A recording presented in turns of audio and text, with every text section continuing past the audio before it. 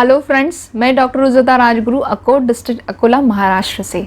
आज हम बात करने वाले हैं कि safe days during menstrual cycle कौन से होते हैं टू अवॉइड प्रेगनेंसी, यानी कि फर्टाइल पीरियड्स क्या होते हैं, अनफर्टाइल पीरियड्स क्या होते हैं, सेफ या अनसेफ डेज क्या होते हैं, calendar method of to avoid pregnancy क्या होती है। सो ईच एंड एवरीथिंग आज के वीडियो में हम जानने वाले। सो इस वीडियो को आपको एंड तक ज़रूर देखना अगर आपको सही तरीके से फर्टाइल या अनफर्टाइल या सेफ या अनसेफ डेज के बारे में जानना है। तो सबसे पहले मैं आपको ये बताना चाहूँगी कि अगर आपको आपका मेंस्ट्रुअल पैटर्न पता नहीं है, यानी कि कितने दिन बाद आपकी माहवारी आती है, तो वो सबसे पहले आपको ट्रैक करना है। अगर आप 5 से 6 महीने के लिए ट्रैक करते हो तो ज़्यादा एक्यूरेट रहेगा। अगर 5-6 महीने तक आप राह नहीं देख सकते हो तो एटलीस्ट 3 मंथ्स पहले का रिकॉर्ड आपको देखना चाहिए कि आपको कितने कितने दिन बाद आपकी माहवारी आती है। सो ऑन एन एवरेज बहुत सी महिलाओं की 26 से 30 दिन के बीच में माहवारी आ जाती है।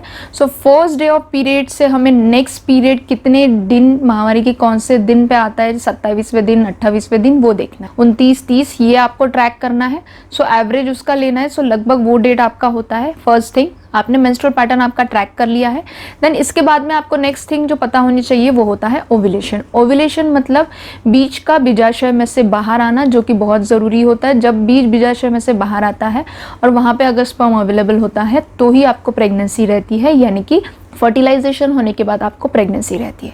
सो ओव्यूलेशन ये कब होता है ये आपको ट्रैक करना होता है। फॉर एग्जांपल आपकी 28 दिन की साइकिल है तो -14 डेज आपका ओव्यूलेशन होता है। अगर आपकी 26 दिन की माहवारी है तो -14 डेज मतलब पहले माहवारी के 26 - 14 मतलब पिछले मेंस्ट्रुअल साइकिल में माहवारी के 12वें दिन आपका ओव्यूलेशन हुआ था। अगर आपकी 30 डेज की साइकिल है -14 मतलब पिछले साइकिल में आपके 16th डे को आपका ओव्यूलेशन हुआ था। मैं पिछले साइकिल में कह रही हूँ, राइट। मैं ऐसा नहीं कह रही हूँ कि माहवारी के 14 जिस दिन भी आपकी माहवारी होती है, यानी कि फर्स्ट डे ऑफ पीरियड होता है, वहाँ से 14 डेज आपको कैलकुलेट करना है और आपका वो ओव्यूलेशन डे है। ऐसा नहीं होता है।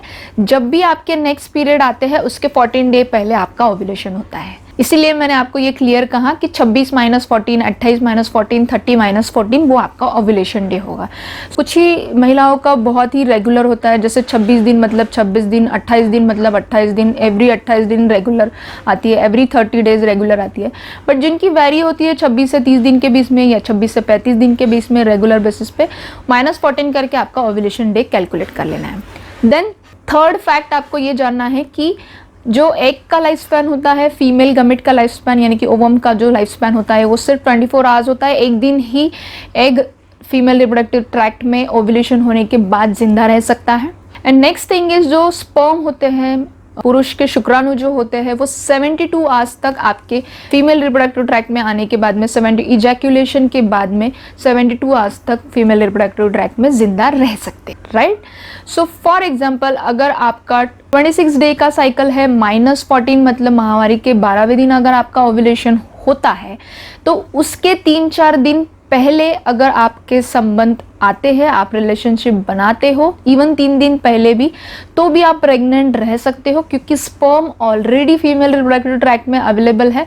और ओव्यूलेशन के वक्त अगर जब भी बीज आपका फीमेल रिप्रोडक्टिव ट्रैक्ट में अवेलेबल हो जाएगा, स्पर्म ऑलरेडी अवेलेबल है, तो आपको प्रेगनेंसी ठहर सकती है। The thing is ovulation day calculate करने के बाद 4-5 दिन पहले या 3-4 दिन बाद तक आपको विदाउट प्रोटेक्शन संबंध नहीं बनाना है। अगर आप ऐसे करते हो तो आपको प्रेगनेंसी ठहर सकती है।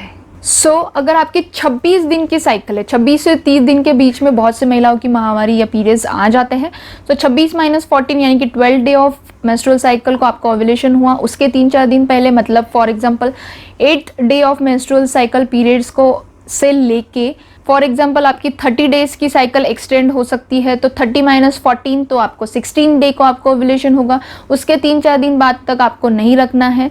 तो 8 से 28 डे के बीच में आपको विदाउट प्रोटेक्शन रिलेशनशिप नहीं बनाना चाहिए, क्योंकि अगर इस कंडीशन में आप ऐसा करते हो तो शायद प्रेगनेंसी रह सकती है। यानी कि 8 डे के पहले और माहवारी के 28 डे के बाद में, ये बहुत ही लंबा स्पैन मैंने बताया, ऑन वेरी सेफर साइड। आप अगर इसके पहले माहवारी के 8 दिन मतलब 8वें दिन के पहले और माहवारी के 20वें दिन के बाद में माहवारी आने तक की अगर आप विदाउट प्रोटेक्शन रिलेशनशिप बनाते हो तो वो सेफ रहते हैं।